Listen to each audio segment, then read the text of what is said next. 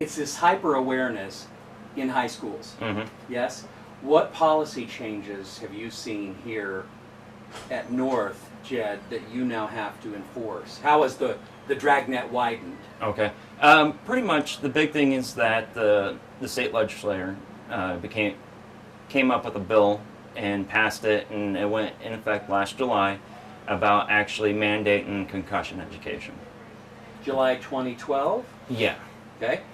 They paired up with the Board of Education. They've gotten together since that law's been enacted, and the Board of Education has its stipulations, and then state organization of IHSAA follows along with the Board of Education wants for making sure that all the athletes are educated, their parents, coaches, administrators, anyone of general public that would have some kind of affiliation with the high school needs to be educated in it.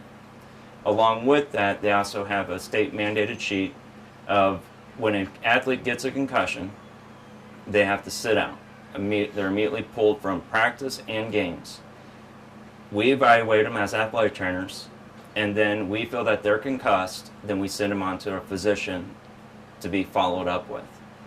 That physician then is the one that clears them of their concussion.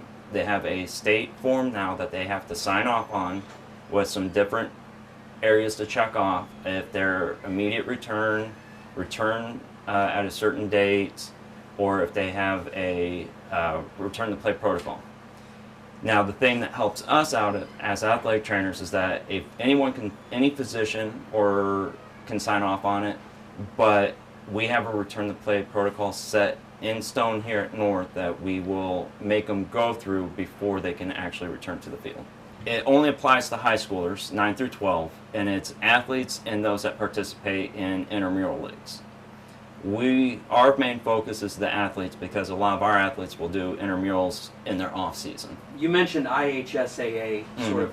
Do they sign off on these rules as well, Jed? Tell me Yeah, they are kind of basically take what the Board of Education and what the state lawmakers have said and are the ones that actually kind of help enforce it with going through their officials training for football. They specifically cover one aspect of it that tells them if you think that if there's an athlete that is not looking correctly, stumbling around, slow to get up, you send them over to the athletic trainer. If there's no athletic trainer at that school or on site, you tell the head coach that he is pulled from the game and he cannot return until he's been cleared by a physician. Okay. When doing the balance with the feet, looking back, arms out is Romberg's, and a modified Romberg's is when we put heel to toe.